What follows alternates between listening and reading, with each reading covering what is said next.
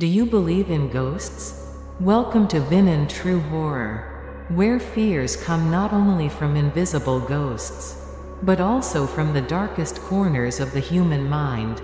Together we will delve into psychological horror ghost stories, with a gloomy atmosphere, breathtaking suspense, and haunting endings.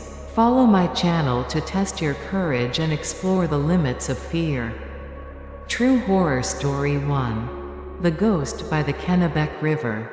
In the fall of 1988, Emily Carter, an aspiring young writer, decided to leave her bustling life in New York City to seek peace and inspiration in a remote village called Silent Creek, Maine. The village is located deep in a dense old forest, near the banks of the poetic Kennebec River. Emily rented a small, old but charming wooden house, located on the edge of the village, near the road leading into the forest.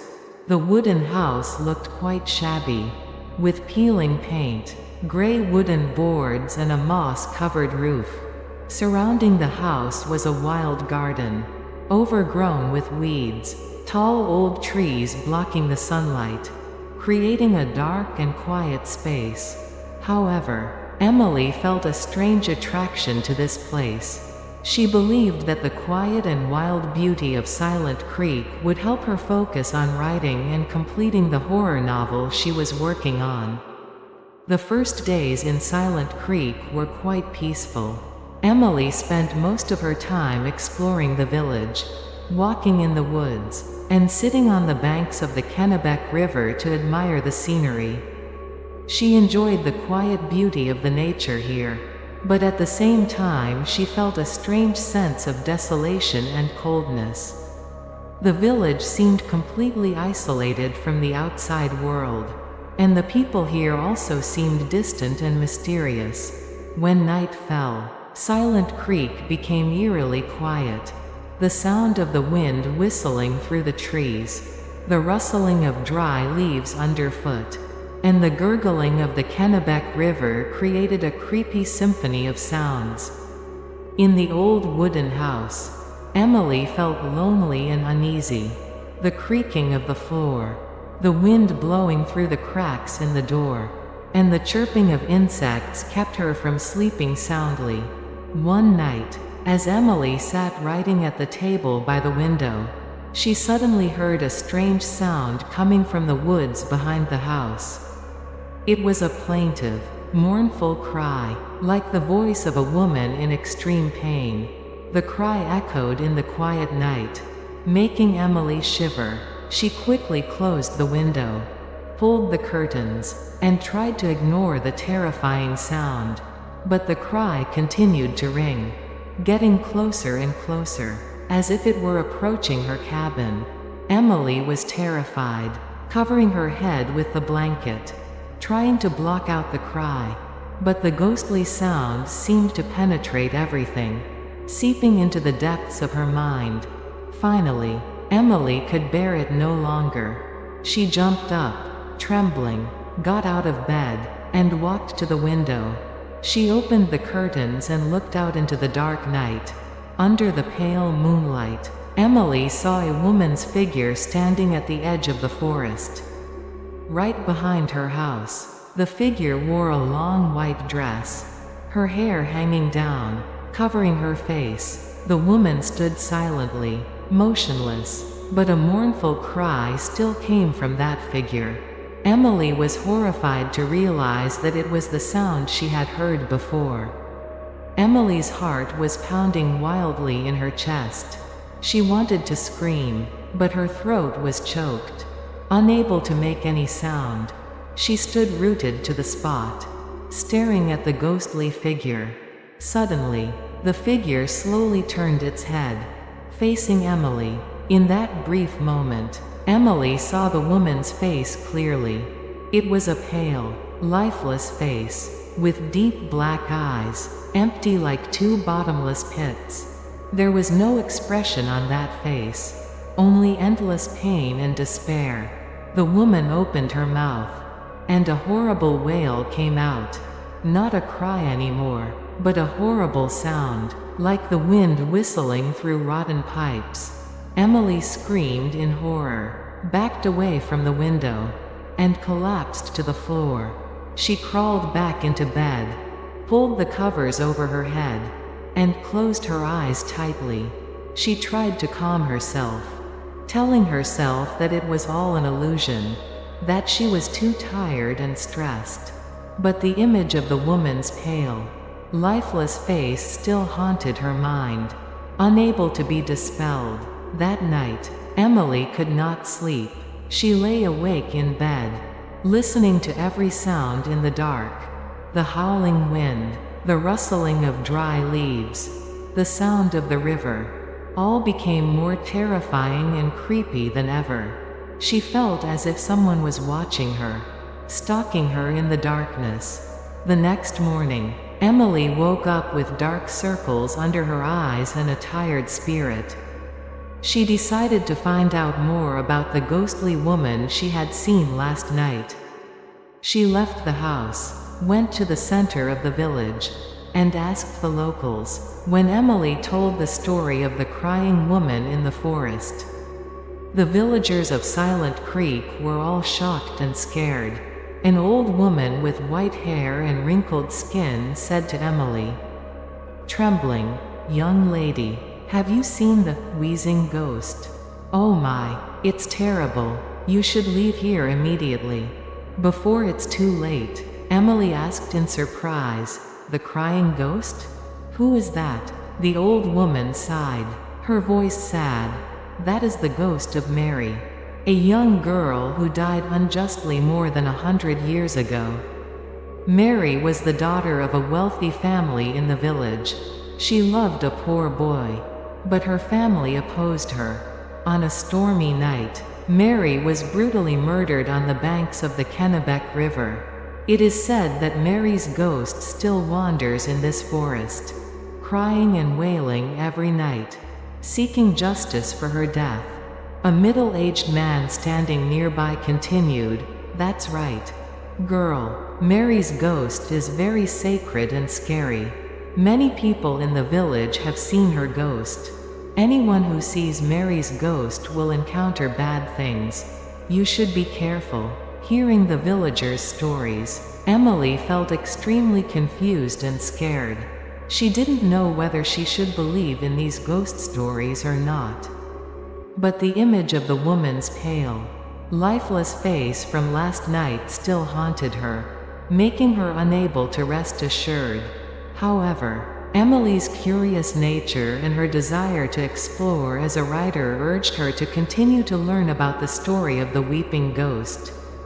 She decided to stay in Silent Creek and discover the mystery behind Mary's ghost herself. In the following days, Emily began to spend time learning about the history of Silent Creek and the story of Mary's death. She went to the village library, rummaged through old books, and looked for documents related to the old murder case.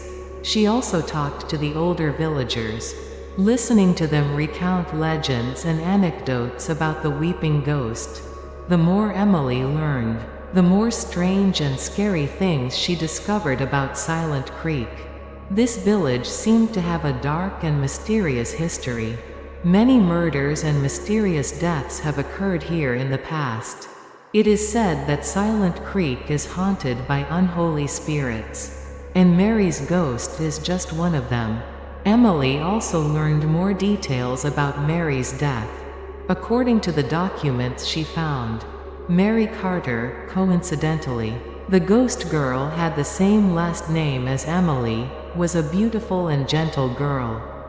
She was deeply in love with Thomas, a poor boy who worked in her family's lumber mill.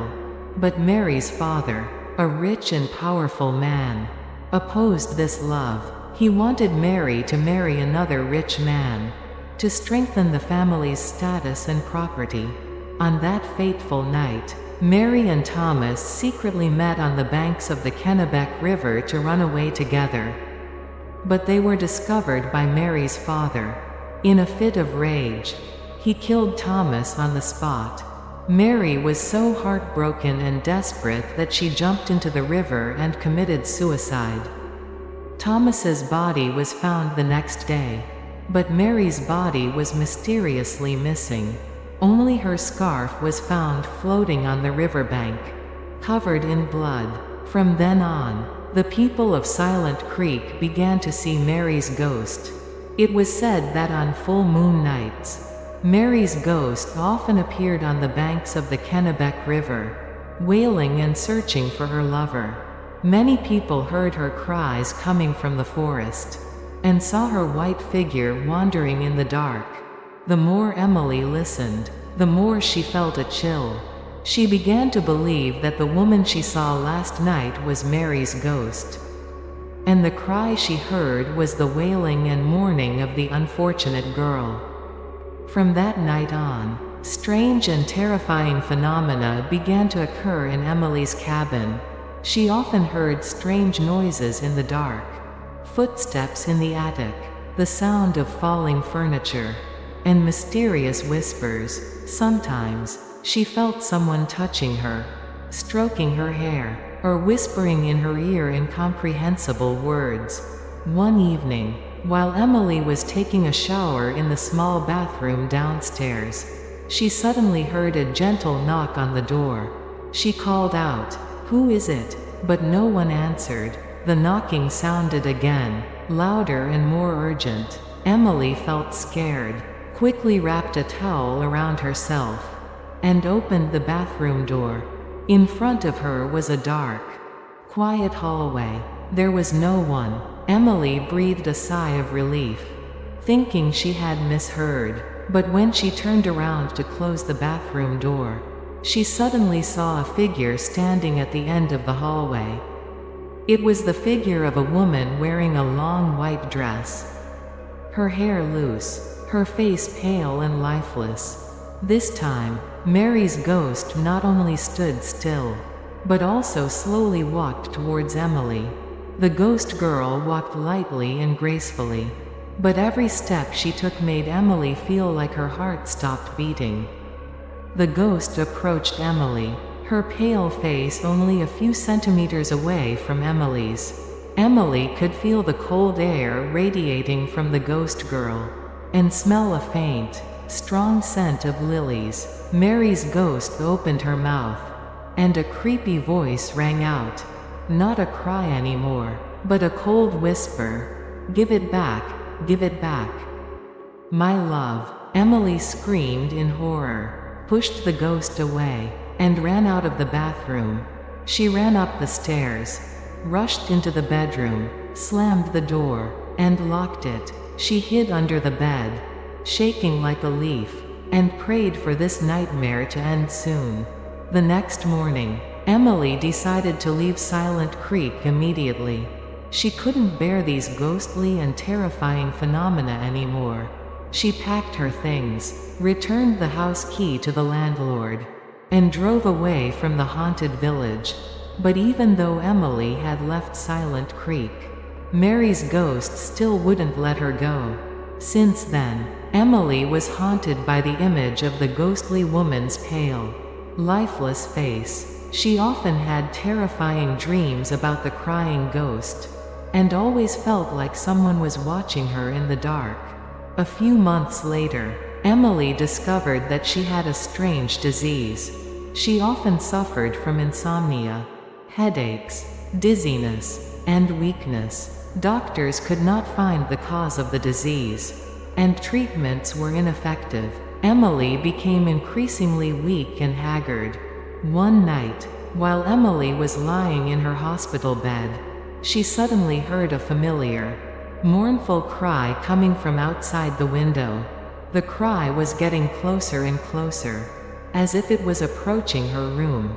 Emily knew that Mary's ghost had come to her, and this time, she would not be able to escape.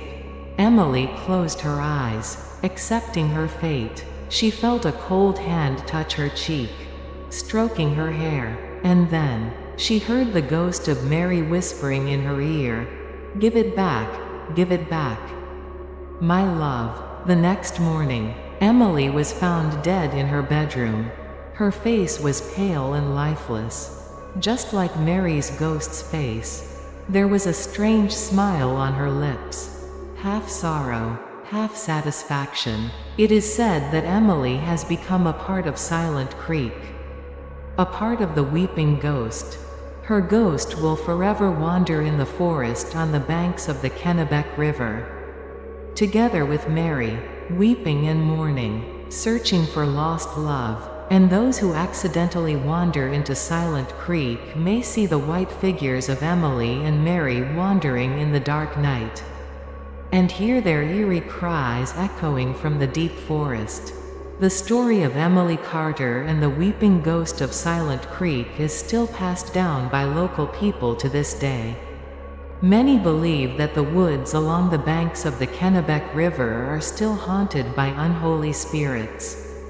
And on full moon nights, if you are brave enough to go to Silent Creek, you may have the chance to meet the ghosts of Emily and Mary, and hear their mournful cries echoing from the darkness.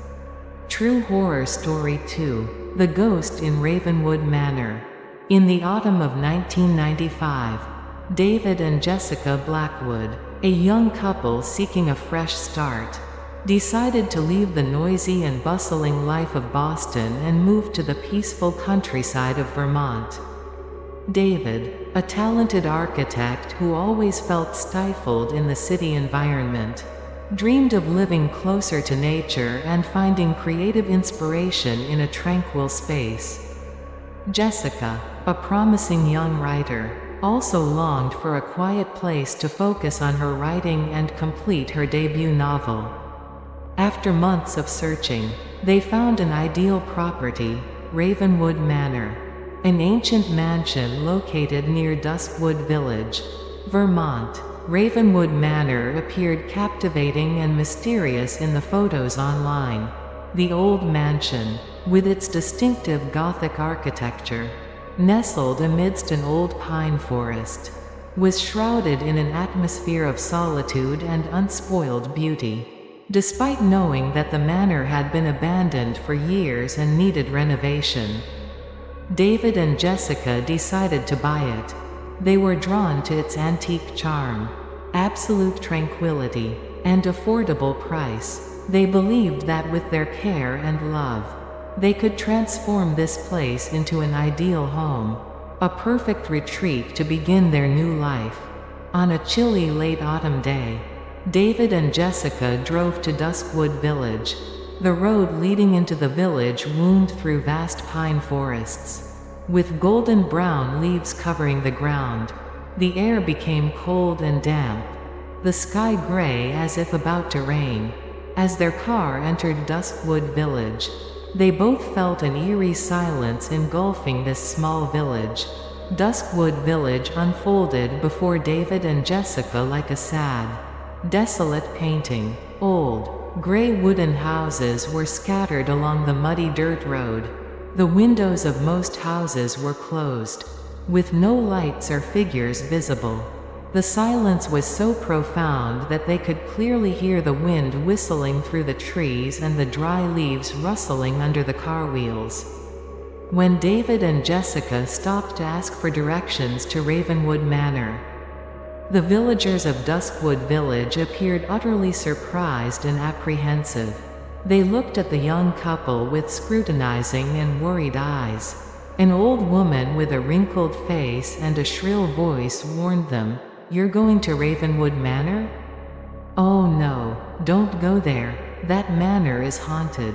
Ever since the Ravenwood family met with tragedy, no one dares to go near that place anymore." David and Jessica merely chuckled at the old woman's superstitious warnings.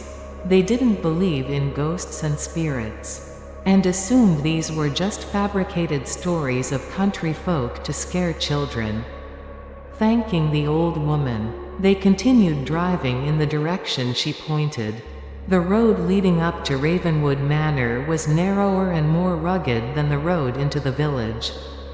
Trees on both sides of the road grew densely, their gaunt branches reaching out like ghostly arms, almost completely blocking the sunlight. The air became darker and colder. Strong winds carrying moisture and the smell of decaying leaves. The deeper they drove into the road, the more uneasy and eerie David and Jessica felt. They sensed an unseen presence watching them, lurking in the shadows. This feeling sent chills down both their spines and made their hearts beat faster. Finally, after navigating a dangerous hairpin turn, Ravenwood Manor appeared before David and Jessica.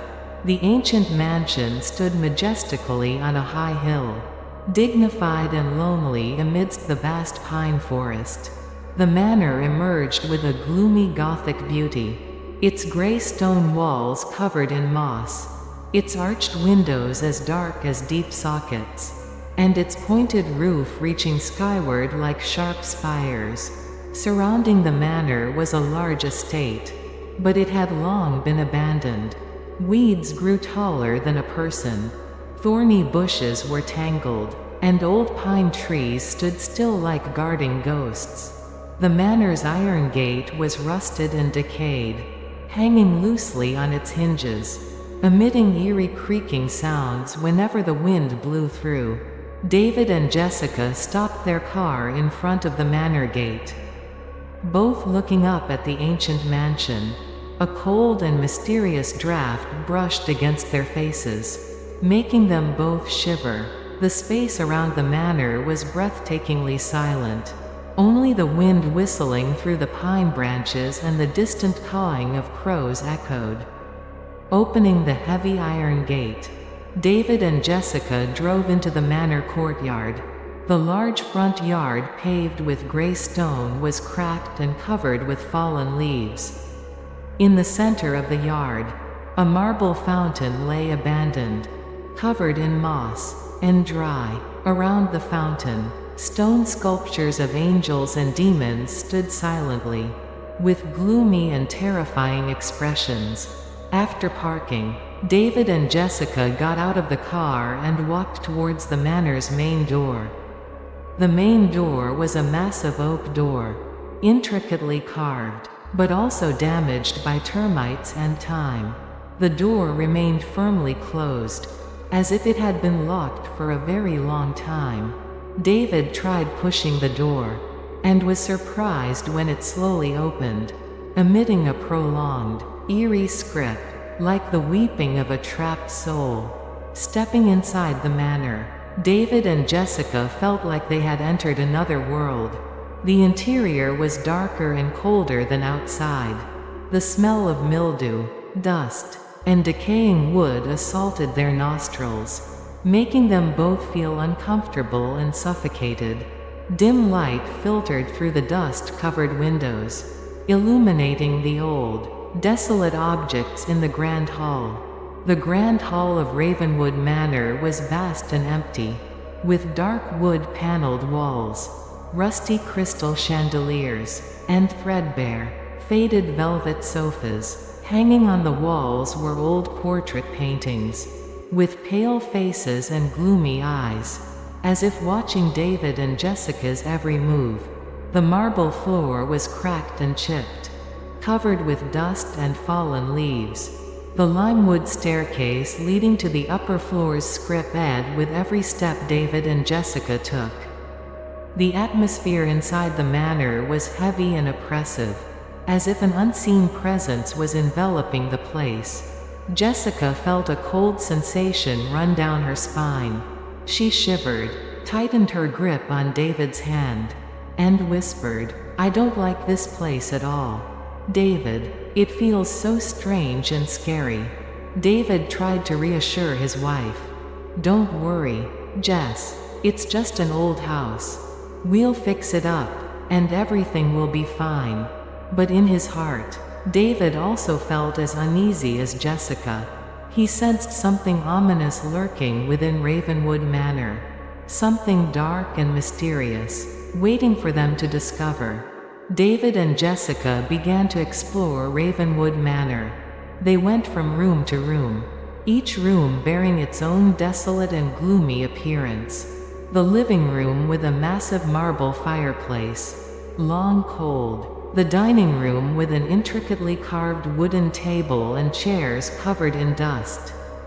The library with towering bookshelves filled with old, decaying books, and the bedrooms with empty, cold four-poster beds. During their exploration, David and Jessica found no signs that anyone had lived here recently. Ravenwood Manor seemed to have been abandoned for a very long time. Perhaps decades, or even centuries. The desolation and decay of the manor made David and Jessica feel even more uneasy and eerie. When David and Jessica reached the second floor of the manor, they suddenly heard a strange sound coming from the end of the hallway. It was a melodious, resonant piano sound, but with a mournful and plaintive melody. The sound came from a closed room at the end of the hallway. Curious, David and Jessica walked towards that room. The room's door was intricately carved, but also decayed and peeling. David gently pushed the door, and it slowly opened, emitting a soft skip. Stepping inside the room, David and Jessica were stunned by the scene before them. The room was a large music room, with a classic Steinway piano placed in the center. The piano was still quite new, gleaming, as if it had just been polished. On the piano, a yellowed sheet music was opened, with black and white notes stretching across the staff. The melodious, resonant piano sound continued to play, as if someone was playing the piano in the room. But David and Jessica saw no one. The room was completely empty. Only the piano and the sheet music. David and Jessica looked at each other, astonished and puzzled. They didn't know where this piano sound came from. Could there be someone else in the manor? But if there was, why didn't they appear, instead hiding in the shadows, playing such mournful and plaintive melodies? Curiosity and courage urged David to approach the piano. He placed his hand on the keys, and was surprised to find that the keys were still warm, as if someone had just touched them. David tried gently pressing a key, and a clear, resonant sound rang out. Suddenly, the melodious, resonant piano sound stopped. The music room became absolutely silent. Only the sound of David and Jessica's hearts pounding. Both held their breath, listening to every sound in the room. In that terrifying silence, David and Jessica suddenly heard a faint sigh coming from behind them. They startled and spun around, horrified to see a shadowy figure faintly appearing in the corner of the room. The figure was tall and gaunt, wearing a classic black suit, with a pale, lifeless face, and deep-set, black eyes as dark as two bottomless pits. The figure stood silently, motionless, but exuded a cold and deathly aura, making David and Jessica feel frozen in place. David and Jessica were horrified to realize that it was a ghost. A real ghost, not a product of their imagination, or a cruel prank. The ghost stood there, towering and terrifying, like a messenger from the other world. Jessica screamed in terror, recoiled backward, and collapsed onto the floor. David also felt his limbs weaken. Unable to move, he stood rooted to the spot, staring intently at the ghost, his heart filled with utter fear and horror. The ghost slowly moved towards David and Jessica. Each step of the ghost made a strange sound, like footsteps on rotten wooden floors, but without any specific sound. The ghost approached David and Jessica, its pale face just centimeters away from their faces. In that terrifying moment, David and Jessica clearly saw the ghost's face. It was the face of a middle-aged man, with delicate features, but distorted by pain and resentment. The ghost's black eyes stared intently at David and Jessica, as if wanting to pierce through their hearts. The ghost opened its mouth, and a ghastly voice sounded, not like a human voice, but a terrifying sound, like the wind howling in a storm. "This is my house. You are not allowed to be here. Leave immediately, or else you will pay the price." Hearing the ghost's threat, David and Jessica felt like the blood in their veins had turned to ice. They knew they had trespassed into the domain of a terrifying supernatural force. They had to leave Ravenwood Manor immediately, if they didn't want to encounter misfortune. Without another word, David and Jessica hurriedly stood up, ran frantically out of the music room, and rushed down the stairs. They ran for their lives out of the manor, leaving behind all their belongings and luggage. They ran like chased by demons, not daring to look back, until they were out of the manor's iron gate, and reached the trail leading down the mountain. David and Jessica ran all the way down the mountain, not stopping until they reached Duskwood Village. They gasped for breath, trembling as they recounted to the villagers what they had experienced in Ravenwood Manor. Listening to David and Jessica's story, the villagers of Duskwood Village all appeared astonished and sympathetic. The old woman with white hair shook her head and said, "I told you, Ravenwood Manor is a cursed place. No one can live peacefully there. The ghost of the manor's owner still lingers there, preventing anyone from trespassing on his domain." Another man added, "The owner of Ravenwood Manor was a talented musician named Edward Ravenwood. He lived in this manor with his wife and daughter. But one night, a terrible fire broke out, engulfing the entire manor. Edward Ravenwood and his wife and daughter all died in the fire. People say that Edward Ravenwood's ghost still haunts this manor, playing the piano every night and hunting down anyone who dares to approach." David and Jessica listened to the villagers' stories, feeling utterly frightened and confused. They had not expected Ravenwood Manor to have such a tragic and terrifying history. They also hadn't expected that the ghostly tales they had once disregarded were true. David and Jessica decided to leave Duskwood Village immediately. They didn't dare to return to Ravenwood Manor, nor did they want to stay in this haunted village for another moment. They drove all night, not stopping until they reached a large city, hundreds of miles away from Duskwood Village. But even though David and Jessica had left Ravenwood Manor, the manor's curse did not let them go. Since then, David has always been haunted by the image of the ghost of musician Edward Ravenwood. He often had terrifying nightmares about the fire at Ravenwood Manor, and always heard the melodious, resonant piano sound echoing in his head. Jessica was no better off. She became depressed, withdrawn, and always lived in fear. She no longer painted, and didn't want to go out and meet anyone.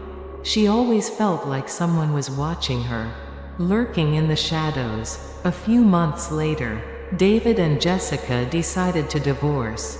They could no longer continue living together, because the ghost of Ravenwood Manor had broken their love and happiness.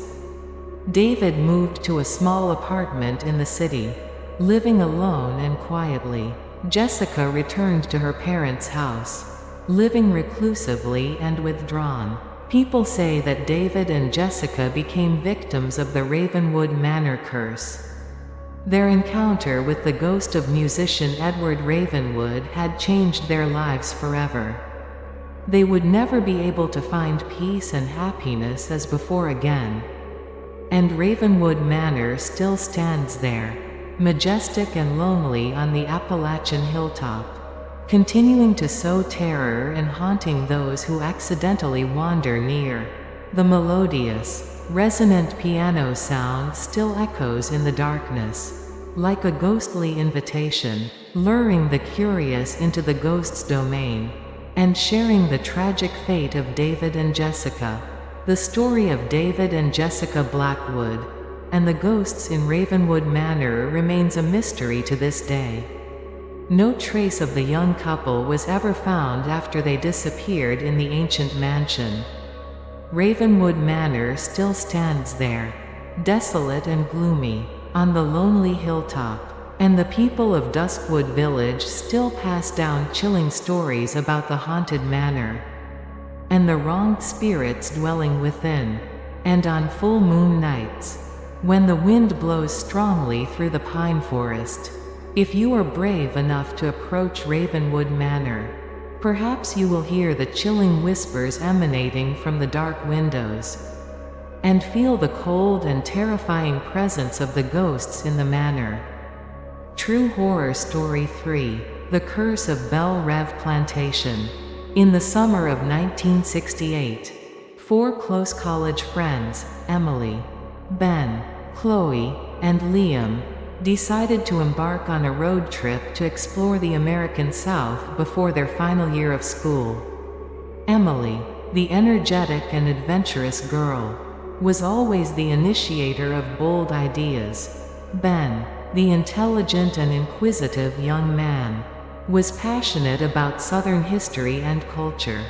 Chloe, the sassy and strong-willed girl, was always ready to face any challenge. And Liam, the shy and somewhat skeptical boy, usually played the role of the warning and cautious one in the group. Their first destination on their journey was New Orleans, a city famous for its ancient French architecture, vibrant jazz music, and mysterious ghost stories. After exploring New Orleans for a few days, Emily proposed an even bolder idea. Why don't we try exploring the bayou swamps of Louisiana? I heard there are many abandoned old plantations there. It's bound to be very interesting. Ben, with his passion for history, was extremely excited. Great. I've always wanted to go to the bayou to learn about Creole history and culture. We can visit old plantations, hear stories about ghosts and voodoo. It's sure to be an unforgettable experience. Chloe also agreed. Sounds very exciting. I like mysterious and creepy things. We definitely have to go. Only Liam appeared slightly hesitant, but the bayou seems very dangerous. I heard there are alligators, venomous snakes, and all sorts of diseases too. Besides, those abandoned plantations, what if there really are ghosts? Emily burst out laughing. Liam, you're always such a worrier. Don't believe in those silly ghost stories. We're going during the day. We'll just be careful and we'll be fine. You don't want to miss the chance to explore a unique land like the bayou. Do you? In the end, Liam was also persuaded by his friend's enthusiasm. The group decided to set off to explore the bayou swamps. They rented a small boat and began their journey upstream on the Mississippi River. Venturing deep into the unspoiled and mysterious swamps, the bayou scenery unfolding before them was magnificent and strange. Rivers and canals, intertwined like a spider web, snaked through lush mangrove forests. Trees on both banks of the river grew densely, their gnarled roots clinging to the soil, creating a green, mysterious, and dense wall. The air became hot and humid, water vapor rising from the river surface, forming a dreamy, magical mist. In the silence of the bayou, only the sound of oars splashing water, the calls of birds and apes, and the chirping of insects could be heard. This eerie quiet made the whole group feel somewhat uneasy and creepy. After hours of drifting on the water, their boat turned into a small, narrower river branch, and began to venture deeper into the more desolate swamps. Trees on both sides of the river became denser, sunlight almost unable to penetrate the thick canopy of leaves. The space became darker and damper, The smell of mud and decaying trees assaulted their nostrils, making them feel suffocated and uncomfortable. Suddenly, Ben exclaimed, pointing ahead, "Look, there's something over there." The whole group looked in the direction Ben was pointing.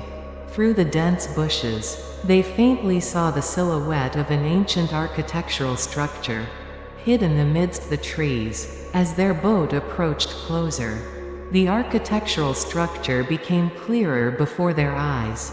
It was an old mansion, built in the southern plantation architectural style, with tall white columns, large verandas, and graceful arched windows.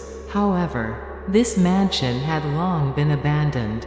Plaster walls were peeling, moss covered it, windows were broken, and the roof was collapsing. Around the mansion, weeds grew rampant, wild plants overgrown, creating a desolate, ruined scene. Emily exclaimed excitedly, "Wow! It really is an abandoned plantation. It looks amazing. Let's go explore it." Ben also appeared very excited. "Fantastic. This must be Belle Reve Plantation. I read about it in a history book. People say this plantation has been abandoned since after the Civil War, and there are many ghostly stories surrounding it." Chloe winked playfully. "Ghostly? Even more interesting. We definitely have to explore it thoroughly." Only Liam appeared worried. "I'm not sure if it's a good idea. It looks too scary. Besides, the villagers already warned us." But Emily, Ben, and Chloe were all determined to explore Belle Reve Plantation. They ignored Liam's warnings, and together paddled the boat ashore, heading towards the ancient mansion. Upon setting foot on the shore, David, Jessica, Ben, and Chloe felt a cold and gloomy draft brush against their faces. Even though the sunlight was still shining brightly, the space around the plantation was breathtakingly silent. Only the chirping of insects and the rustling of wind through the trees. This silence made them feel somewhat uneasy and creepy. They approached the main door of the mansion, a massive limewood door, intricately carved, but also damaged by termites and time. The door remained firmly closed, as if it had been locked for a very long time. Ben tried pushing the door, and was surprised when it slowly opened, emitting a prolonged, eerie creak. Stepping inside the mansion, the whole group felt like they had entered another world. The interior was darker and colder than outside. The smell of mildew, dust, and decaying wood assaulted their nostrils, making them feel uncomfortable and suffocated. Dim light filtered through the dust-covered windows, illuminating the old, desolate objects in the grand hall. The grand hall of Belle Reve Plantation was vast and spacious, with high ceilings, decorated with rusty crystal chandeliers and large portrait paintings, depicting members of the plantation owner's family through generations. These portrait paintings all carried a gloomy and mysterious air, especially the eyes of the figures in the paintings, as if watching the young group's every move. The marble floor was cracked and chipped, covered with dust and fallen leaves. The limewood staircase leading to the upper floors creaked under the footsteps of the group. The atmosphere inside the mansion was heavy and oppressive, as if an unseen presence was enveloping the place. Emily, Ben, Chloe, and Liam began to explore Belle Reve Plantation. They went from room to room, each room bearing its own desolate and gloomy appearance. The living room with a massive marble fireplace, long cold. The dining room with an intricately carved wooden table and chairs covered in dust. The library with towering bookshelves filled with old, decaying books, and the bedrooms with empty, cold four-poster beds. During their exploration, the group found no signs that anyone had lived here recently. Belle Reve Plantation seemed to have been abandoned for a very long time. Perhaps hundreds of years. The desolation and decay of the plantation made the group feel even more uneasy and creepy. When the group reached the second floor of the mansion, they suddenly heard a strange sound coming from the end of the hallway. It was a sobbing sound, mournful, like the sound of a woman in extreme pain. The sound came from a closed room at the end of the hallway. The whole group curiously walked towards that room. The room's door was intricately carved, but also decayed and peeling.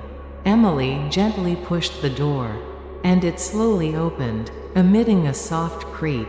Stepping inside the room, the whole group was stunned by the scene before them. The room was a large bedroom, but it had been abandoned and ruined. Wallpaper was peeling, torn, revealing yellow stains and mildew. Furniture in the room was overturned and damaged, as if it had been through a major storm. The four-poster bed had a broken leg. The bed linens were disheveled, and pillows had fallen to the floor. But what horrified the group most was not the desolation and ruin of the room, but the shadowy figure of a woman faintly sitting sobbing in the corner of the room. The shadowy woman wore a long white dress, her hair disheveled, obscuring her face. She sat with her head bowed, her shoulders shaking with sobs, her plaintive weeping echoing throughout the room. Emily hesitantly asked, "Hello? Are you all right?" The shadowy woman did not answer. She continued to sit sobbing, her weeping becoming more and more mournful, as if tearing apart her heart and liver. The whole group felt chills down their spines. No one dared to speak again. Suddenly, the shadowy woman slowly raised her head. She turned her face towards the group, and in that instant, all four were horrified to see her face. It was a deathly pale face, lifeless, with deep-set, black eyes as dark as two bottomless pits. On that face, there was no expression, only utter pain and despair. The woman opened her mouth, and a ghastly voice sounded, not like a human voice, but a terrifying sound, like the wind howling in a storm. "Leave. Leave this place. This place does not belong to you."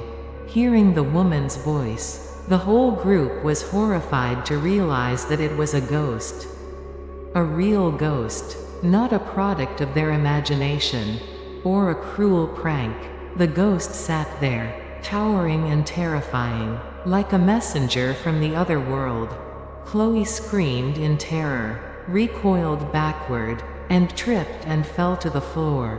Ben also felt his limbs weaken. Unable to move, Liam turned deathly pale, trembling like an aspen leaf. Only Emily tried to remain calm, but in her heart she was also trembling with terror. The ghost slowly stood up, and began to move towards the group.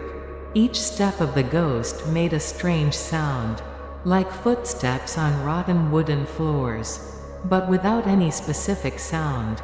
The ghost approached the group, its deathly pale face just centimeters away from their faces. In that terrifying moment, the group saw the ghost's face more clearly. It was the face of a middle-aged woman, with noble features, but distorted by pain and resentment. The ghost's black eyes stared intently at the group, as if wanting to pierce through their hearts. The ghost opened its mouth, and a ghastly voice sounded again, this time louder and more terrifying. "I warned you. You didn't listen. Then, you will pay the price." And then, the ghost raised both hands, pointing towards the group. From the ghost's deathly pale hands, a freezing cold draft radiated, engulfing the entire room. The whole group felt frozen in place, unable to move, unable to breathe. In utter panic, Emily suddenly remembered the voodoo stories that Ben had told her in New Orleans. She remembered that voodoo could exorcise evil spirits, expel ghosts. She hurriedly rummaged in her handbag, searching for something that could help them escape this dangerous situation. Finally, Emily found a silver necklace with a small crucifix pendant. This necklace was a gift her grandmother had given her before she passed away. Her grandmother was a devout Catholic, and always believed that the crucifix could protect people from ghosts and evil. With no time to think, Emily hurriedly took off the necklace, raised it high in front of the ghost, and shouted, "In the name of Jesus Christ, I command you to leave. Leave us alone." As Emily raised the crucifix necklace, a miracle happened. The woman's ghost suddenly stopped, her body trembling violently, and emitted a piercing, terrifying screech. The freezing cold draft radiating from the ghost also suddenly disappeared. The ghost recoiled backward, its deathly pale face changed color, becoming ashen and pained. The ghost's black eyes bulged, as if wanting to pop out of their sockets.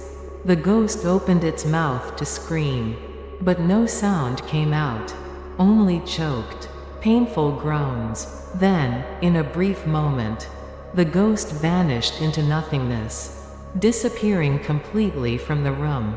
The bedroom became absolutely silent, only the sound of the young group's panting breaths.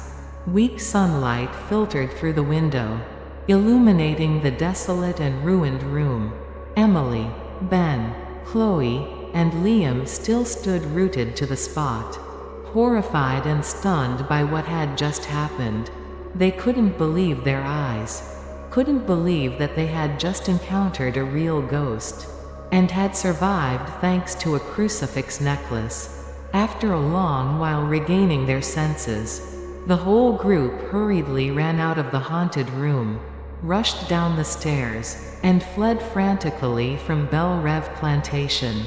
They ran for their lives, not daring to look back, until they were out of the plantation gate and reached the main road.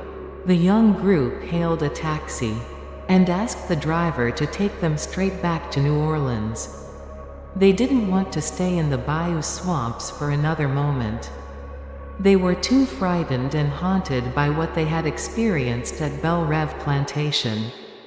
On the way back to New Orleans, the whole group remained silent throughout the journey. No one spoke a word to anyone. In their minds, the image of the woman's ghost, her mournful weeping, and her terrifying voice still haunted them. They knew that their road trip to explore the South had turned into a terrifying nightmare. Upon arriving in New Orleans, the whole group hurriedly packed their luggage and booked plane tickets back to Boston that very night. They wanted to leave the American South as soon as possible, wanting to forget everything that had happened at Belle Reve Plantation. But even though they had left the bayou and the haunted plantation, the curse of Belle Reve did not let them go. Since then, Emily has always been haunted by the image of the woman's ghost. She often had terrifying nightmares about Belle Reve Plantation, and always heard the mournful, plaintive weeping echoing in her ears. Ben became more taciturn and withdrawn. He was no longer interested in Southern history and culture. He always felt like someone was watching him, lurking in the shadows. Chloe became afraid of the dark and deserted places. She didn't dare to go anywhere alone at night, and always had to leave the lights on when sleeping. Liam became more skeptical and nervous. He always believed that ghosts were real, and always feared that the ghost of Belle Reve Plantation would come back to avenge them. People say that Emily, Ben, Chloe, and Liam became victims of the curse of Belle Reve Plantation. Their encounter with the woman's ghost had changed their lives forever. They would never be able to find peace and happiness as before again. And Belle Reve Plantation still stands there, desolate and gloomy, in the bayou swamps of Louisiana, continuing to sow terror and haunting those who accidentally wander near. The mournful, plaintive weeping of the woman's ghost still echoes in the darkness, like a ghostly warning, luring the curious into the ghost's domain, and sharing the tragic fate of Emily, Ben, Chloe, and Liam. The story of Emily, Ben, Chloe, Liam, and the curse of Belle Reve Plantation remains a cautionary tale for those who love adventurous explorations and discovering mysteries. People believe that Belle Reve Plantation is still a haunted place, and the ghost of the plantation owner's wife still lingers there, guarding her domain, and on hot, humid summer nights in the bayou. If you are brave enough to approach Belle Reve Plantation, perhaps you will have the chance to hear the mournful, plaintive weeping echoing from the ancient mansion, and feel the cold and terrifying presence of the woman's ghost. True Horror Story 4, Echoes from North Point Lighthouse. As the ghostly figure of Eleanor vanished, the eerie light in the attic room suddenly blazed brightly. The blinding light dispelled the darkness, illuminating the room and revealing the secrets hidden in the shadows. Clara realized she was still in the dark room of the lighthouse. But everything around her had changed. The room was no longer pitch black. Dim, ghostly light filtered in from somewhere, enough for Clara to see her surroundings. She realized she was lying on the cold floor, next to a pool of black, foul-smelling water. Around her, the old, desolate objects in the attic room appeared more clearly in the ghostly light. But what horrified Clara most was not the change in light, but the change in sound. The room was no longer eerily silent. Instead, it was filled with strange and terrifying sounds.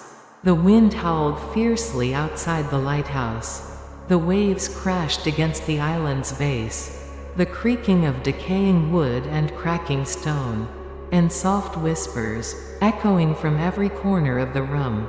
But most terrifying of all, was the echo from the depths of darkness, calling her name, Clara, Clara. That voice, both familiar and strange, both gentle and mournful, sent chills down Clara's spine and made her heart race. She recognized it as Sophia's voice, her twin sister, but this voice no longer held the innocence and cheerfulness of before.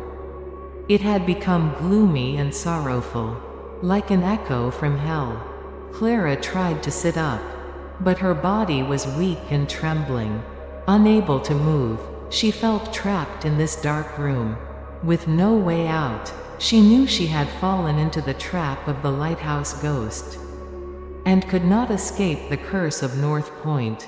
As Clara was in despair and utter fear, the ghostly light in the room suddenly intensified, illuminating a hidden corner of the room.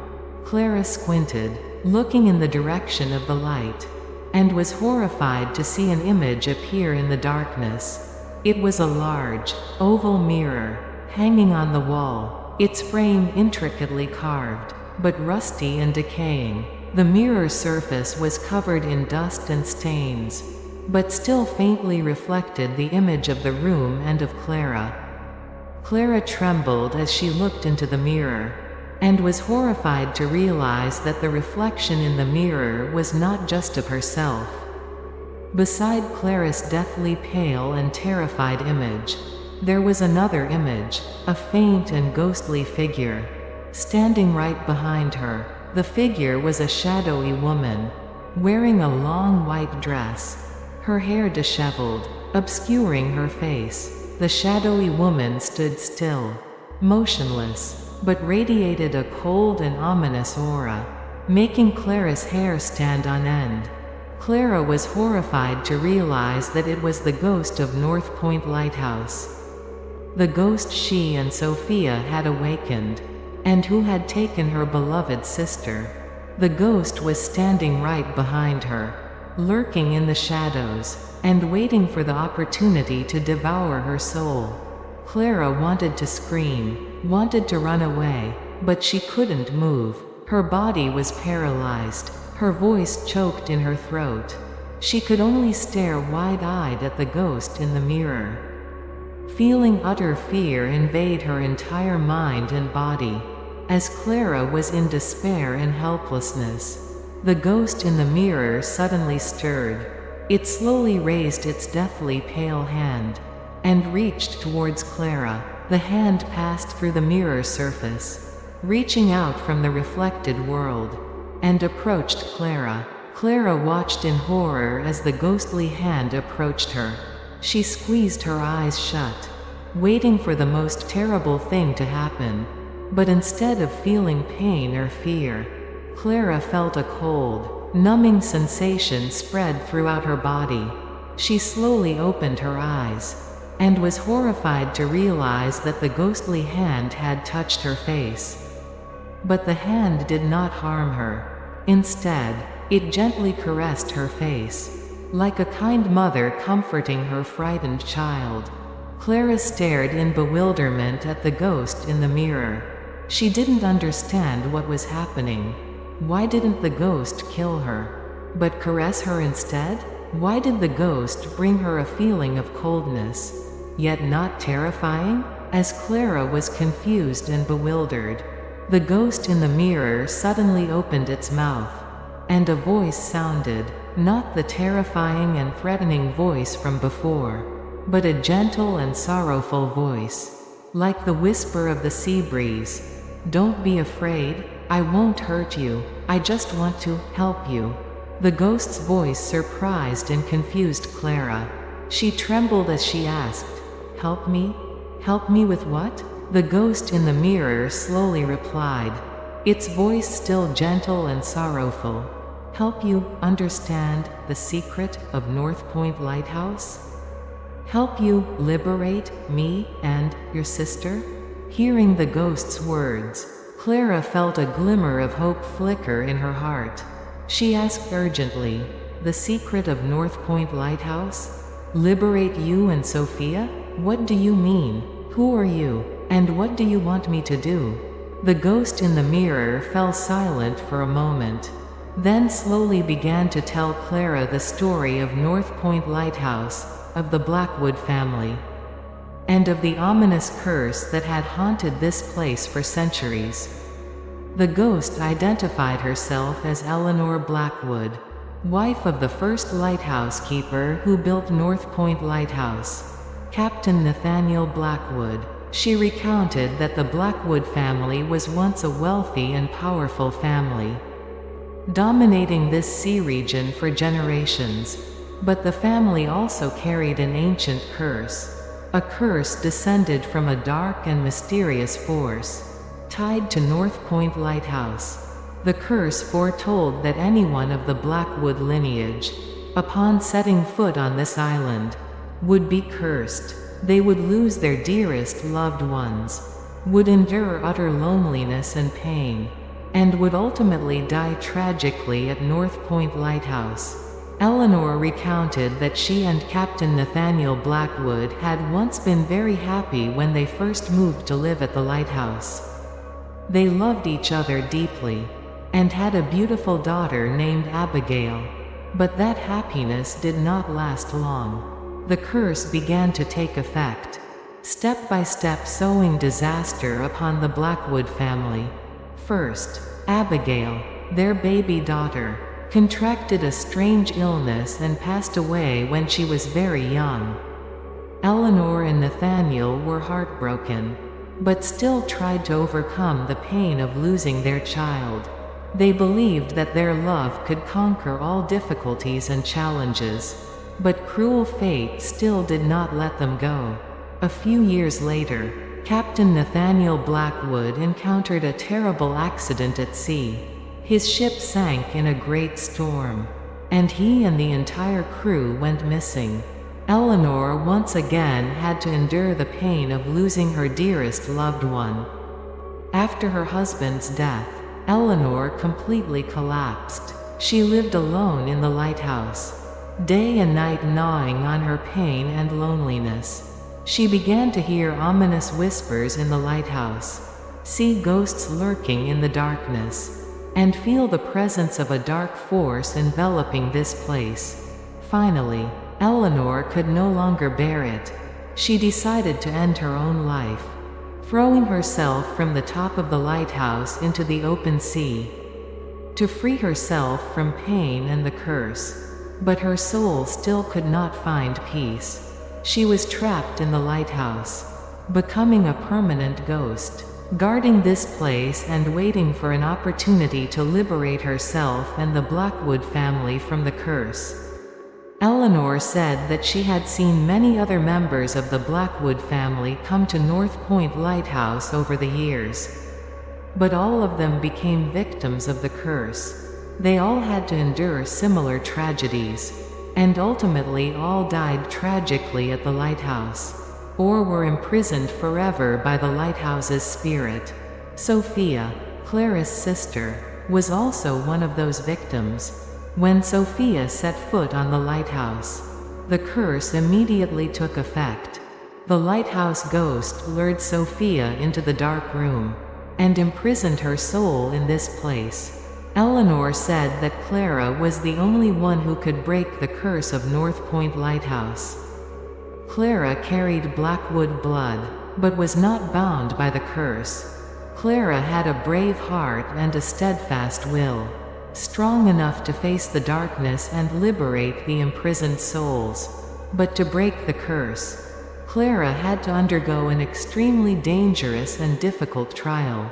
She had to face the deepest darkness of North Point Lighthouse, had to fight against the ominous forces lurking in the shadows, and had to find the true secret of the curse. Eleanor said that the secret of the curse lay hidden deep within the lighthouse peak, in the great lighthouse lamp, which had guided countless ships through this dangerous sea for hundreds of years.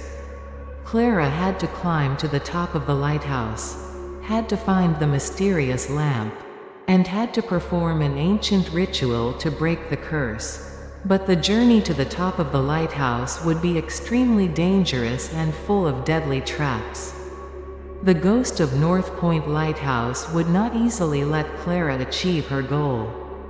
It would try everything to stop Clara, to protect the secret of the curse, and to imprison her soul forever in the darkness of North Point Lighthouse. Hearing Eleanor's words, Clara felt both fear and determination. She was afraid of the ominous power of the curse, afraid of the terrifying trials she was about to face. But she was also determined to break the curse, liberate Sophia and the imprisoned souls, and end the suffering of the Blackwood family. Clara asked Eleanor, "What must I do to break the curse? Can you tell me?" Eleanor nodded, her voice becoming solemn and hopeful. "I will help you, Clara. I will guide you, and give you the strength to overcome the darkness. But you must remember, this journey will be extremely dangerous. You may have to pay with your life. Are you still determined to continue?" Clara looked straight into the ghost's eyes in the mirror, her voice firm and brave. "I am determined. I will do everything to break the curse, and save my sister." Eleanor smiled sadly, her eyes filled with trust and hope. The ghost slowly vanished in the mirror, leaving Clara alone in the dark room, facing the terrifying challenges that awaited her. As soon as the ghost of Eleanor vanished, the ghostly light in the attic room suddenly blazed brightly. The blinding light dispelled the darkness, illuminating the room and revealing the secrets hidden in the shadows.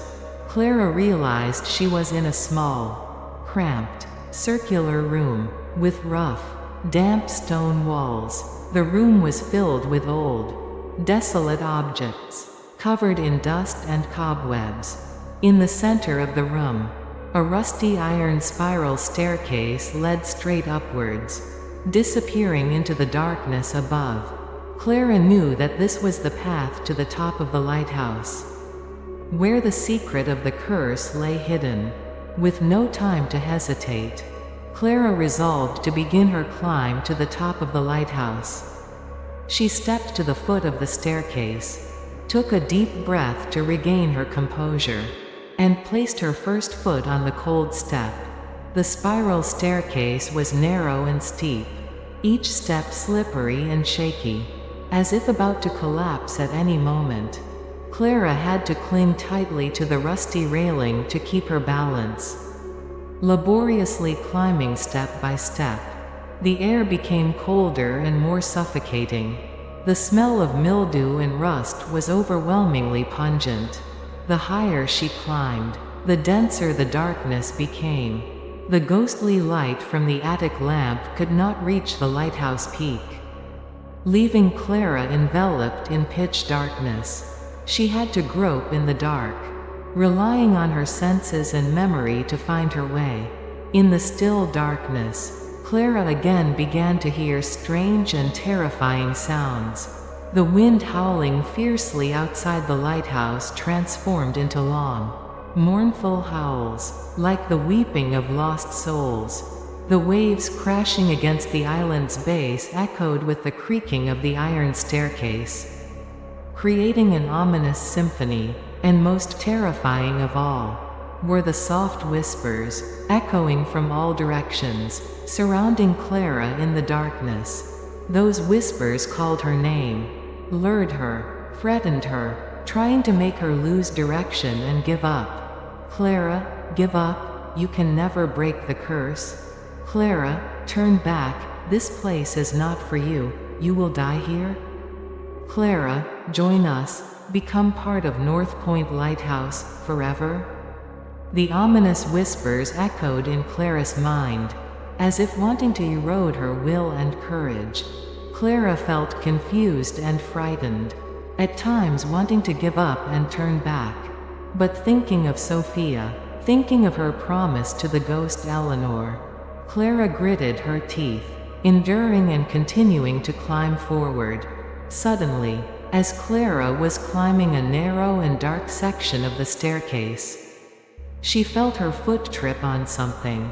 She lost her balance, almost falling down the stairs. Fortunately, she managed to grab hold of the railing, saving her life. Clara trembled as she stood up straight, groping to look down at the step beneath her feet.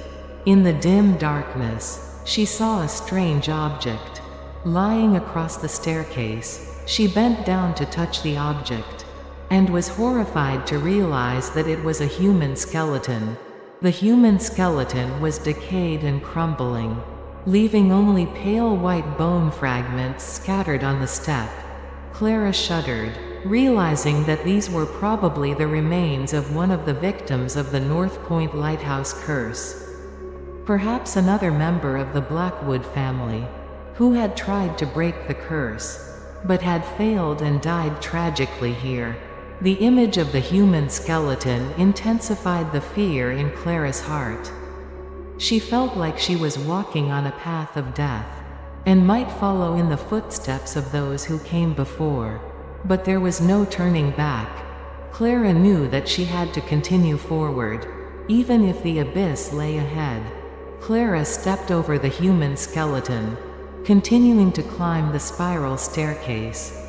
The higher she climbed, the more difficult and dangerous the challenges became. The staircase began to shake violently, as if about to collapse. The wind blew stronger, as if wanting to blow Clara out of the lighthouse. The darkness became denser, as if wanting to swallow her into oblivion. And most terrifying of all, ghosts began to appear. Clara saw shadowy figures, lurking in the darkness, surrounding her from all directions. Those ghosts took on different forms. Some were drowned sailors, with bloated faces and seaweed covering their bodies. Some were deathly pale women, with long disheveled hair and empty black eyes. Some were children, with ominous giggles and bony fingers reaching out towards Clara. Those ghosts surrounded Clara, screaming, groaning, weeping, trying to intimidate and block her path. They dragged iron chains, brandished daggers, threw stones and strange objects at Clara. They created terrifying illusions, causing Clara to lose direction and panic. Clara had to fight the ghosts, had to overcome the illusions, had to maintain her will and courage to continue climbing forward. She knew that only the lighthouse peak was her only hope, the place where she could break the curse and save Sophia. Finally, after a long and arduous journey, Clara saw a glimmer of light above. She knew that she had reached near the lighthouse peak. She tried to muster all her remaining strength, climbed the last steps, and stepped out of the pitch darkness, into the great lighthouse lamp. Emerging from the dark spiral staircase, Clara stepped into a vast space filled with light. She was amazed by the majestic and magnificent scene before her eyes.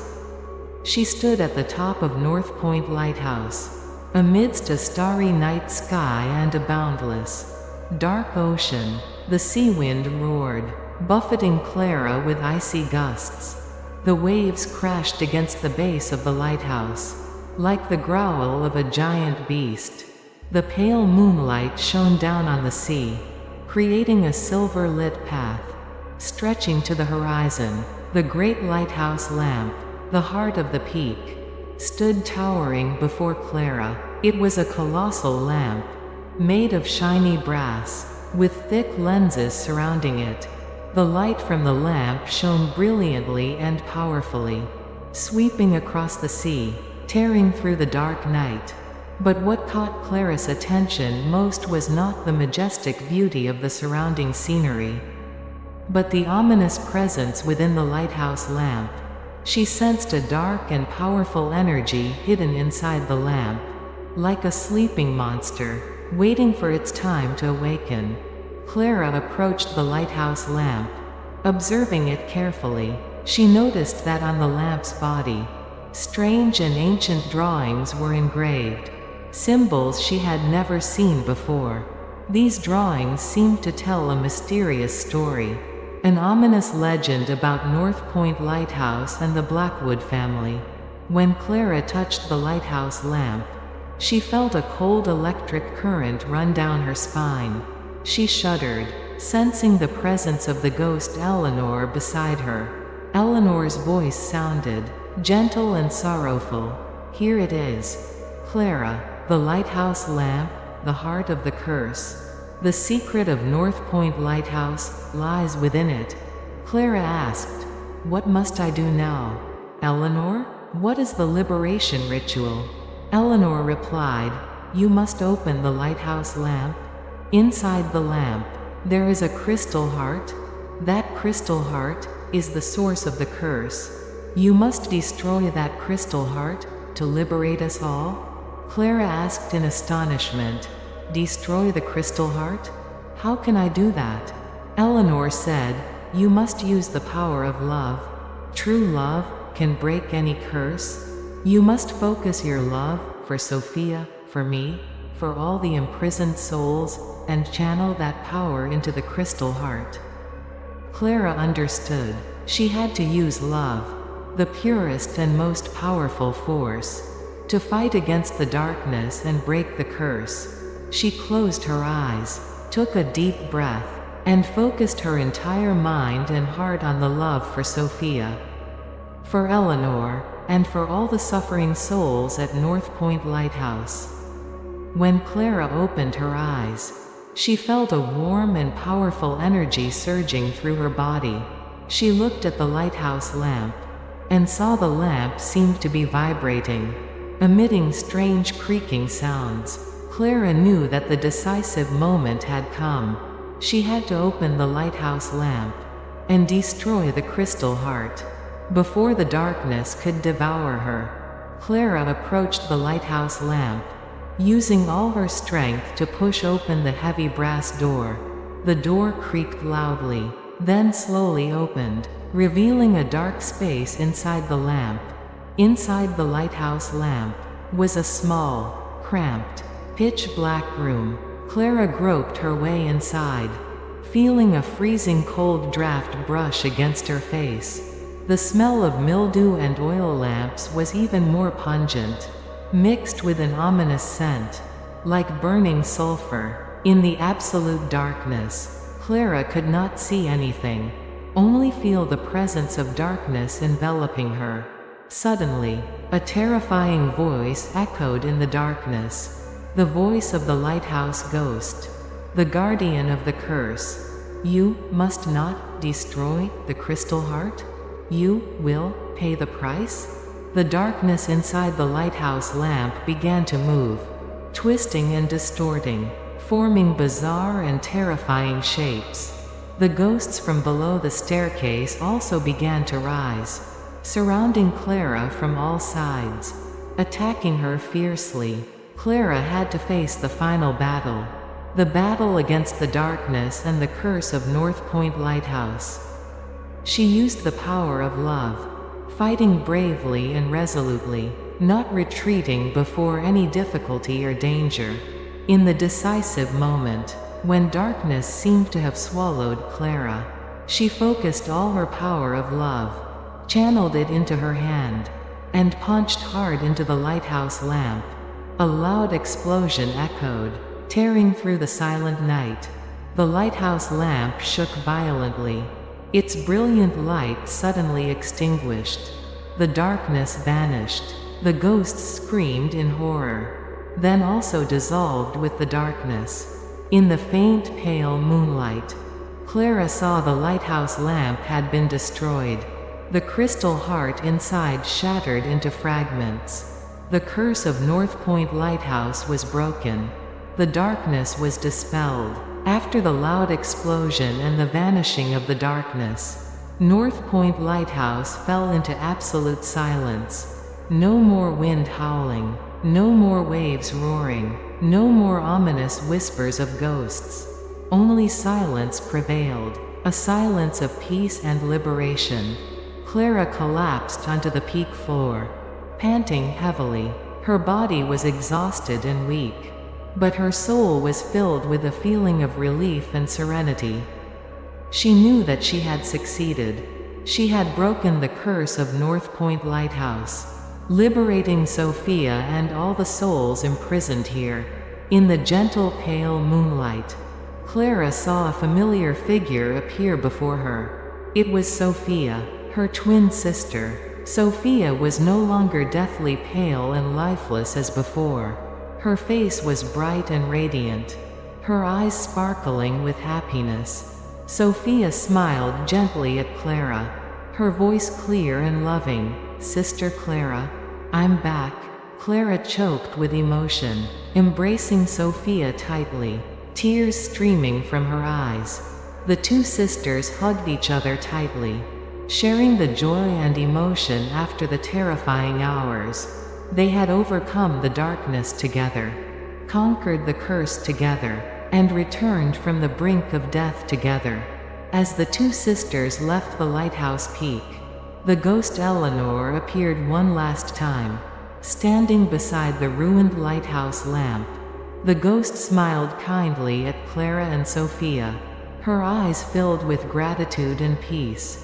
Eleanor said, "Thank you, Clara, Sophia, you have liberated me and all the souls imprisoned here. Live happily, and never forget North Point Lighthouse." Having said that, the ghost Eleanor slowly vanished into the air, blending into the gentle pale moonlight. Clara and Sophia bowed their heads in farewell to the ghost, then together descended the lighthouse stairs, leaving the lonely and cold tower. When the two sisters reached the foot of the lighthouse, dawn had begun to break on the horizon. The dark night sky gradually turned pale blue. The sparkling stars also faded away. The sea wind still blew strongly, but no longer carried the ominous chill. Instead, it was a fresh and clean breeze, carrying the scent of the sea and the dawn. Clara and Sophia walked hand in hand on the trail leading down the mountain. Towards the pier, they said nothing to each other. just silently enjoying the peace and freedom after the terrifying hours. They knew that their adventure at North Point Lighthouse had changed their lives forever. They had endured the most terrible trials, faced darkness and death, and found strength and love within themselves. As the fishing boat took the two sisters away from the island, North Point Lighthouse still stood there, towering and lonely in the open sea. But the lighthouse no longer carried the gloomy and ominous look as before. Under the brilliant dawn light, North Point Lighthouse appeared with ancient and majestic beauty, like a beacon guiding hope and life. Clara and Sophia returned to Boston, starting a new life. They never forgot what they had experienced at North Point Lighthouse. The terrifying memories of darkness and ghosts still haunted them in their dreams. But alongside those, they also carried memories of love, courage, and spiritual strength that they had found on the haunted island. North Point Lighthouse still stands there, on the small island off the coast of Maine, continuing to welcome storms and pale moonlit nights. But the ominous curse has been broken. The darkness has been dispelled, and the echoes from North Point Lighthouse now are no longer the mournful cries of imprisoned souls, but the echoes of hope, of liberation, and of eternal love. If you're brave enough to hear more haunting ghost stories, don't forget to subscribe and turn on notifications. The darkness still has many terrifying things waiting for you to discover. True Horror Story. Room 13. Abandoned Hospital, Waverly Hills. My name is Emma, and I have always wondered, are there places in this world where the boundary between life and death becomes more fragile than ever? Perhaps Waverly Hills Hospital, Room 13, is such a place. The story I am about to tell is a journey of discovery, of terrifying mysteries. At that abandoned hospital, on Halloween night 2023, a night that I will never forget. In my life, we, 4 parapsychology majors, Emma, Liam, Chloe and Noah, have always been haunted by ghost stories, supernatural phenomena, and forgotten lands. Waverly Hills Sanatorium, an abandoned hospital, famous for being haunted, in Kentucky, has long been our dream destination. On Halloween night 2023, we decided to make that dream come true. Waverly Hills Hospital, built in the early 20th century to treat tuberculosis, a deadly disease, was rampant at that time. Thousands of patients died in this hospital, in the worst and most painful conditions. After the tuberculosis was controlled, the hospital was closed and abandoned. Ever since, stories of patient ghosts, wailing, and strange supernatural phenomena began to spread, turning Waverly Hills into one of the most famous haunted places in America.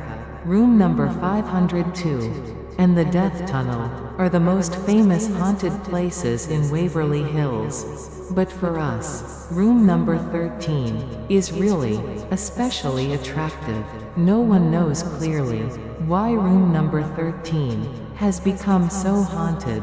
Some say that this room was once used to house the most dangerous mental patients. Others say that a horrific murder took place in this room, leaving the souls of the dead unable to rest and haunting this place. On Halloween night, we drove to Waverly Hills with full equipment, EMF meters, and hopes of discovering something extraordinary. When we arrived, darkness had enveloped the hospital.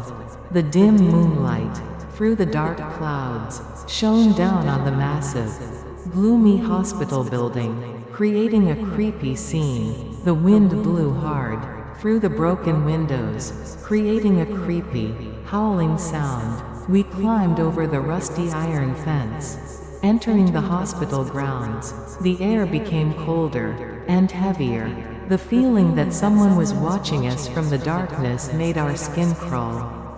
Liam, the most sensitive of the group, said with a trembling voice, "I feel there are a lot of spirits here. They are not happy at all." We entered the hospital through the main door, which was rotten and partially collapsed. Inside, it was completely dark. Not a single light, not a single sound, except for our footsteps, echoing in the long, dark hallway. The smell of mold, the smell of old medicine, and the stench rushed straight into our noses, making it difficult for us to breathe. It felt like we were entering another world, a world of darkness and death. Chloe, who specializes in historical research and documentation of Waverly Hills, told us she walked. This hospital has 5 floors, hundreds of patient rooms, and many corridors, stairs, complicated, like a maze. Many people have gotten lost and couldn't find their way out. When exploring Waverly Hills at night, Noah, the technical expert and recording equipment, installed the camera, saying, "Don't worry, I have prepared GPS and detailed maps of the hospital. We won't get lost." We made our way to the 3rd floor, where room number 13, which we wanted to explore, was located. The corridor, the 3rd floor, became darker and colder, the walls peeling, stained, the patient room doors creaking in the wind, created a scene, creepy and scary. We passed through one hospital room after another, all empty and desolate, but the feeling, as if someone was watching us from the darkness, did not disappear. Finally, we found room number 13, located at the end of the corridor, hidden deep in a dark corner. The door, old, painted green, the number 13, painted blood red, stood out on the door. Just looking at that door, we felt a cold air running down our spines, feeling as if there was an evil force lurking inside this room. We were trapped inside room number 13, Waverly Hills Hospital, with the evil forces hiding here. The sound of the door slamming still echoed in our ears. The atmosphere became more stifling and suffocating than ever. We knew we had no way back, no place to run. We could only face the fear, the horror, waiting inside this haunted room. Emma, despite trying to appear strong, I could see the fear shining in her eyes. However, she still maintained the calm necessary of a team leader. She spoke, her voice trembling slightly. "Okay, calm down everyone. There must be a way to open the door. Noah, Chloe, help me find something that can be used to open the door."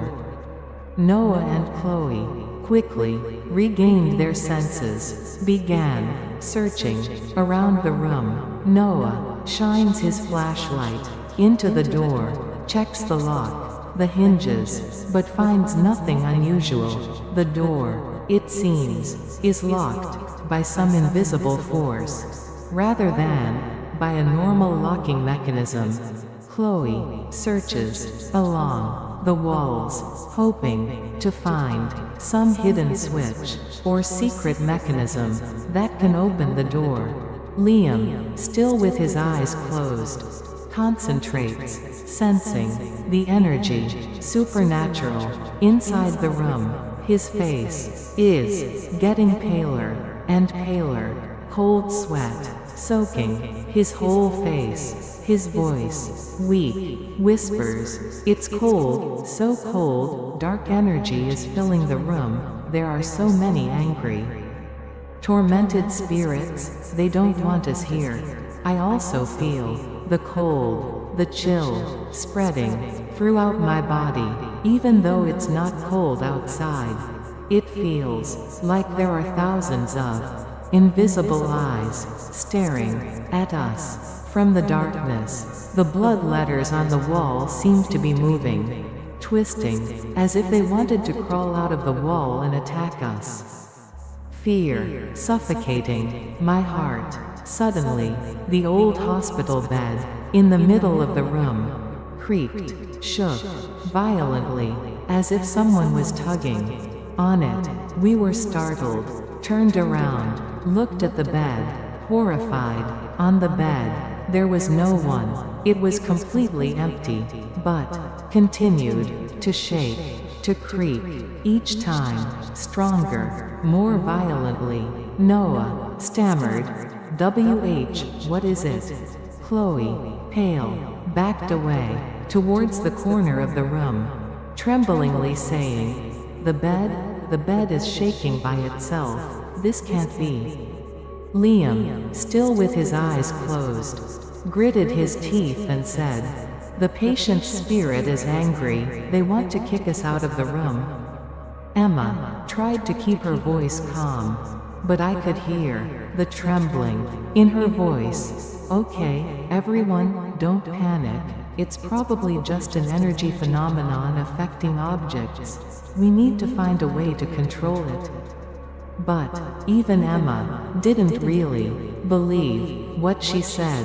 We all knew this wasn't a natural phenomenon, but the intervention of a supernatural dark force. Suddenly, the broken wooden chair lying on the floor also started shaking violently, like the hospital bed.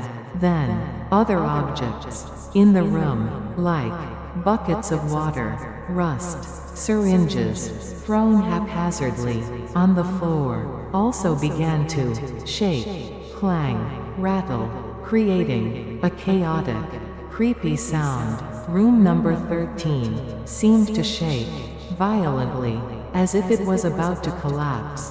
At some point, we panicked, avoiding the objects that were shaking, flying around, looking for something to hold on to. The walls, to keep our balance. It felt like we were experiencing a terrifying earthquake.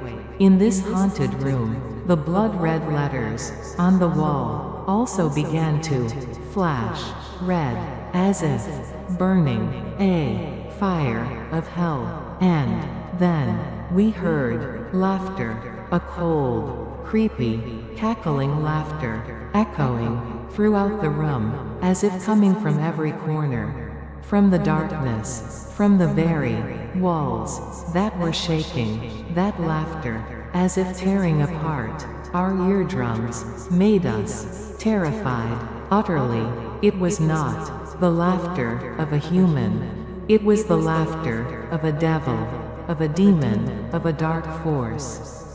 Haunting this room number 13, David screamed in terror. I can't take it anymore.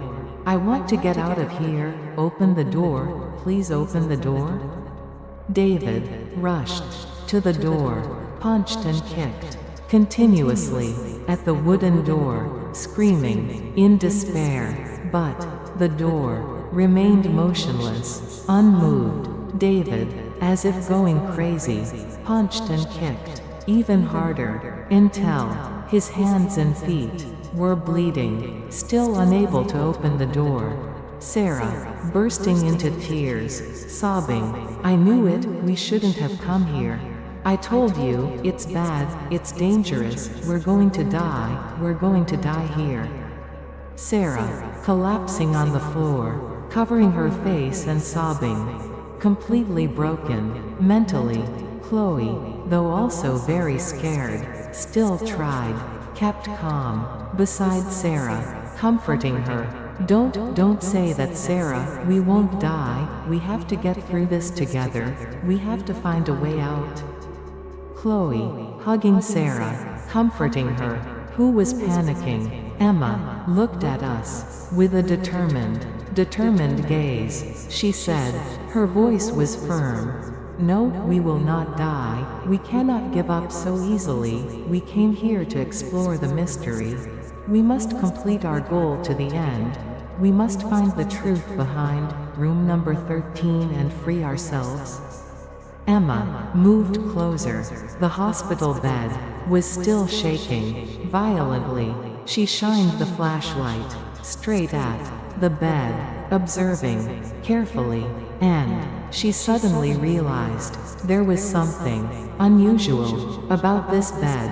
On the bed frame, there was carved a number, Roman, very small and faint, Roman numeral 13, number 13, along with a strange symbol, spiral, deeply carved into the wood. Emma touched that spiral symbol. Immediately, a cold electric current ran up her arm, making her shiver.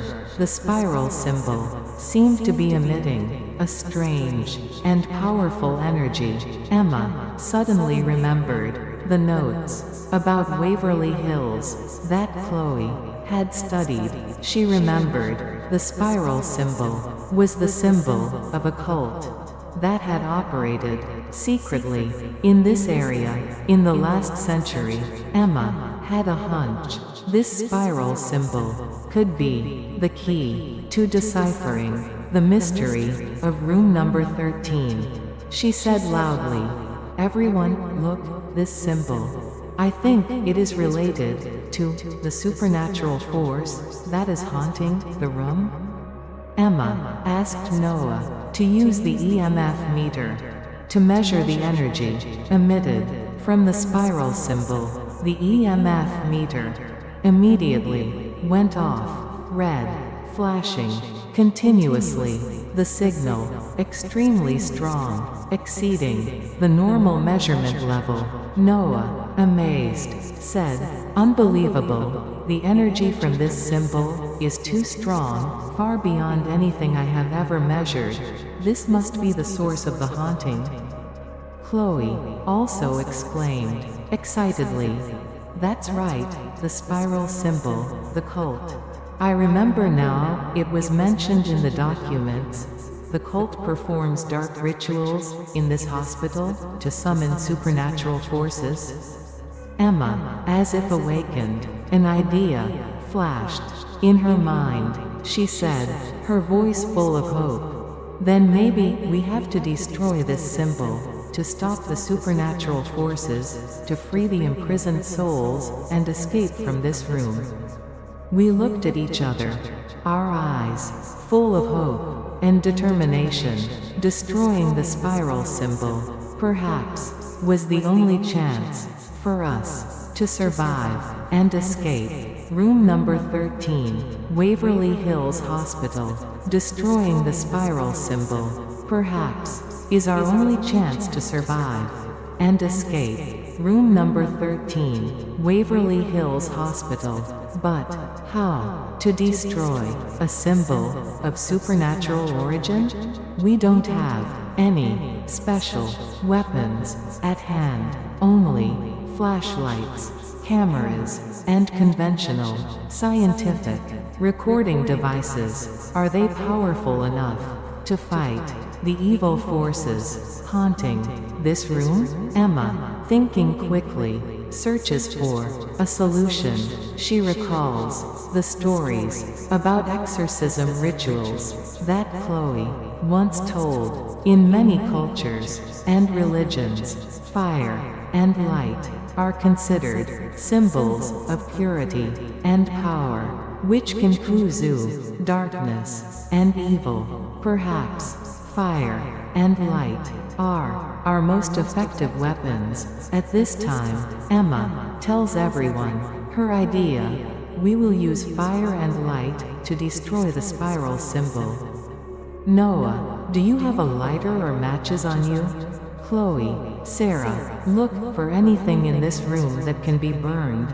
Noah rummages in his pocket, takes out a gas lighter, and Chloe and Sarah start searching around the room.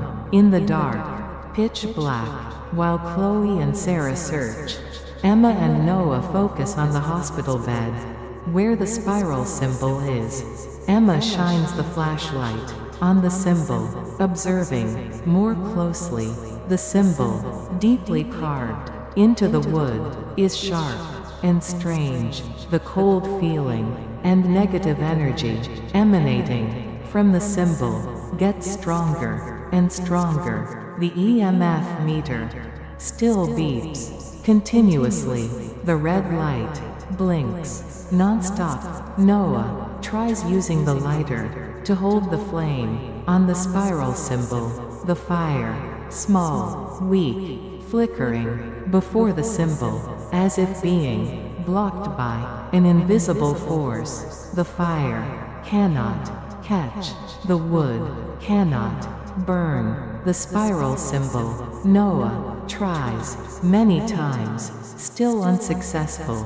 The fire keeps flickering, then goes out before the symbol, as if being sucked out of its energy.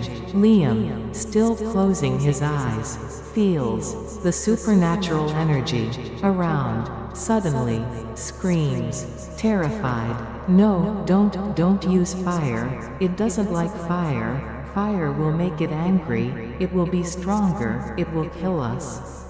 Liam backs away to the corner of the room, trembling, holding his head, expression terrified, extreme. Emma, startled, stops. She looked at Liam, worried. "Liam, what's wrong? You feel something?"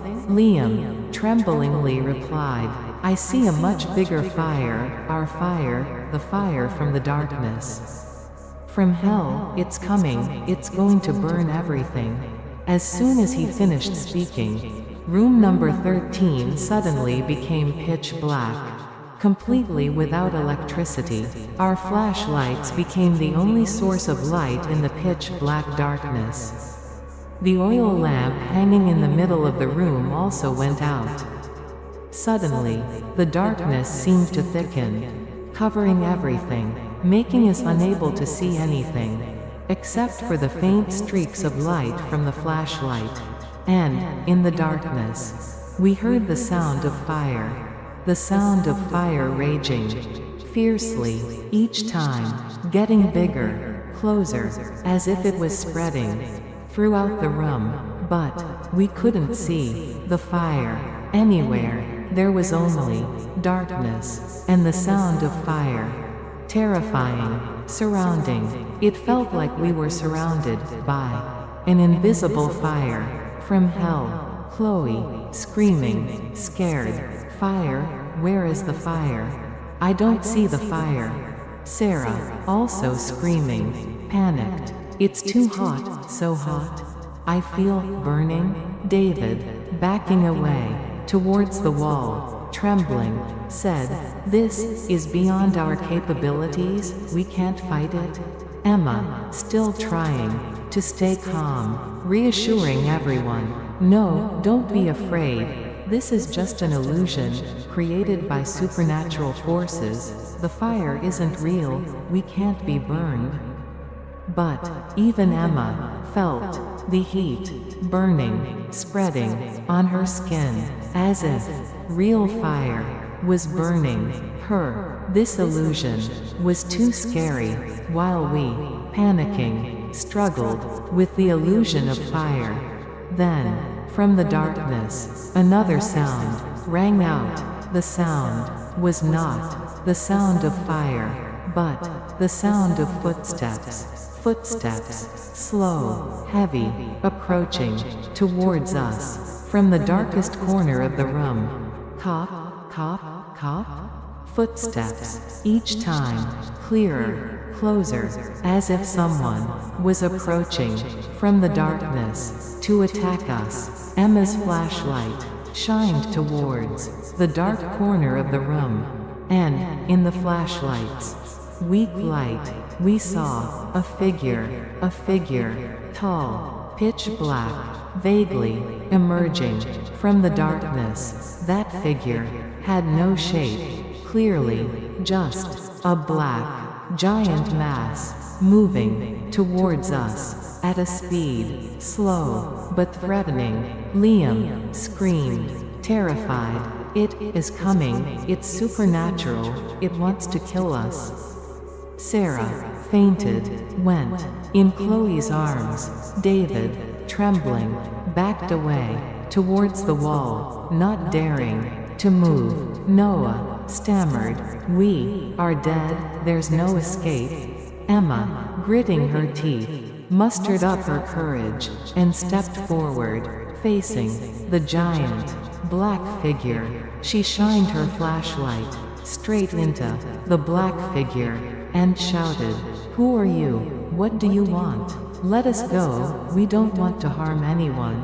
The black figure continued approaching, without answering, without stopping, only the sound of heavy footsteps and a cold, ringing laughter echoing in the darkness. Emma knew that words were useless against this supernatural force. She understood that we had only one way to survive, must destroy the spiral symbol, must defeat the dark force that is haunting room number 13. She turned, looked at Noah and Chloe, said, "Urgent, Noah, Chloe, we have to try another way.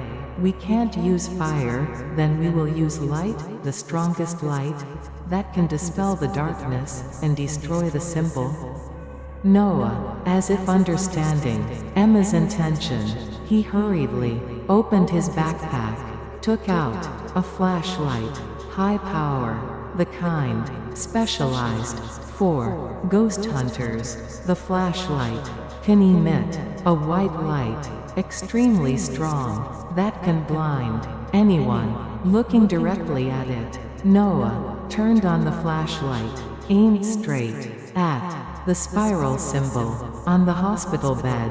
The white, blinding light tore apart the darkness covering room number 13. The white, blinding light tore apart the darkness covering room number 13. In that powerful light, we saw more clearly. Everything around the hospital bed was still shaking violently, but the black, giant shadow had stopped in the middle of the room, as if being hindered by the light, unable to move forward. The cold, cackling laughter also gradually faded, then stopped. In the light, the spiral symbol on the hospital bed glowed brightly under the flash, as if reacting to this powerful light source. The EMF meter screeched, alarmed continuously. The clock hands jumped wildly, exceeding the measurement limit. The supernatural energy from the symbol seemed to be attacked and repelled by the light. Hope flashed in our hearts. Emma, shouting, encouraged everyone. "Okay, it works, light can fight it." Noah held the flashlight, pointed it straight at the spiral symbol. "Chloe, Sarah, David, help me find more light, anything that can glow, we'll attack it with light." Noah, trying to keep his hand steady, pointed the flashlight straight at the spiral symbol, though the bright, reflected light blinded his eyes, almost blinding them.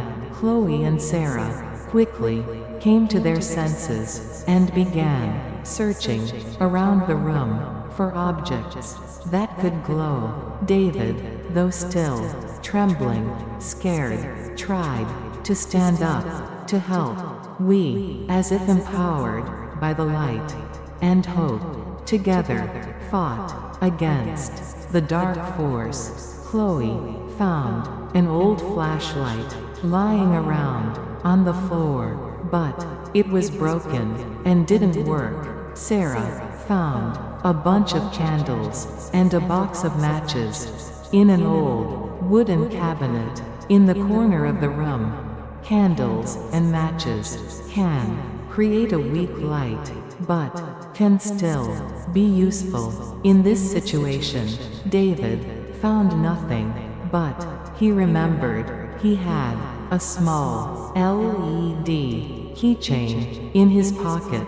The LED wasn't as powerful as a flashlight, but could also supplement our light. We gathered all the light sources we had together to form a circle of light surrounding the hospital bed and the spiral symbol.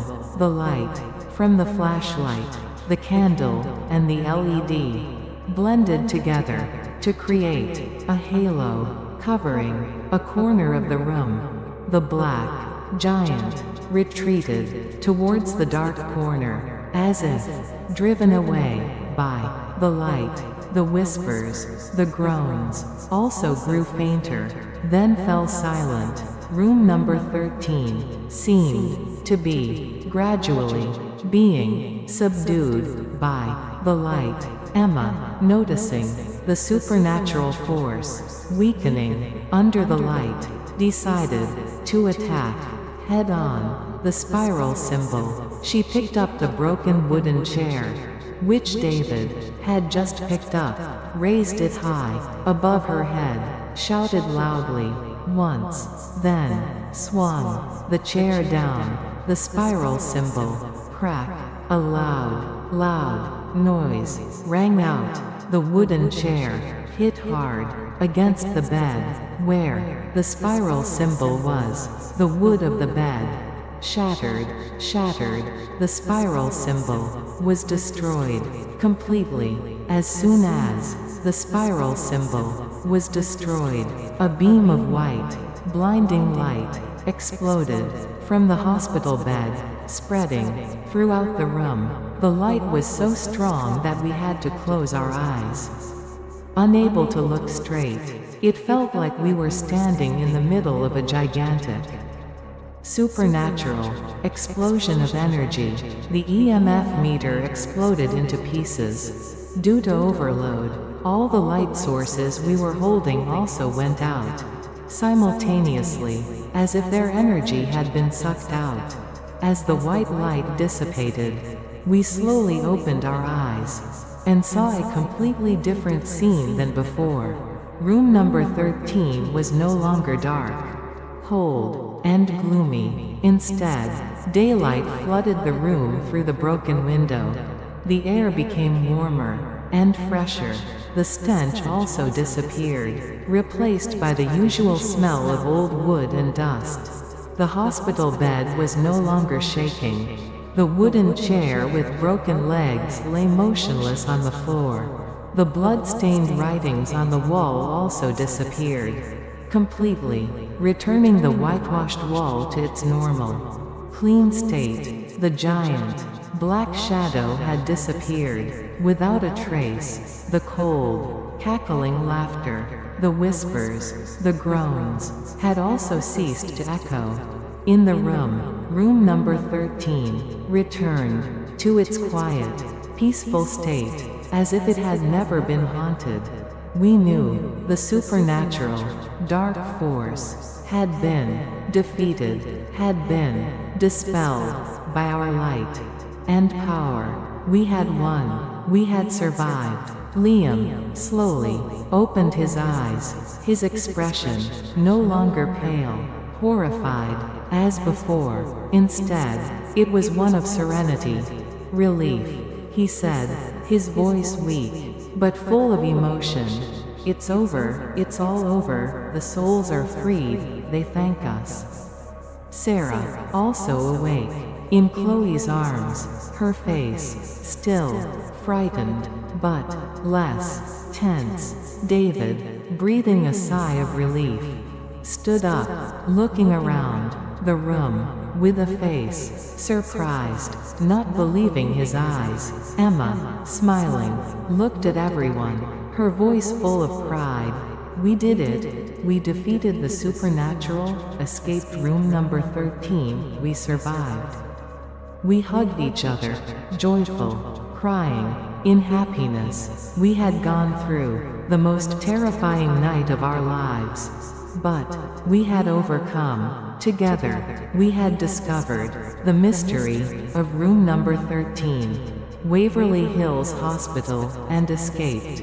After calming down, we checked the door once more. This time, the door opened easily, no longer locked. As before, we walked out of room number 13, leaving Waverly Hills Hospital, into the dawn, breaking on the horizon. The darkness had receded, the light had won. We had survived, returned, after the adventure, horror, into the haunted room, Waverly Hills Hospital.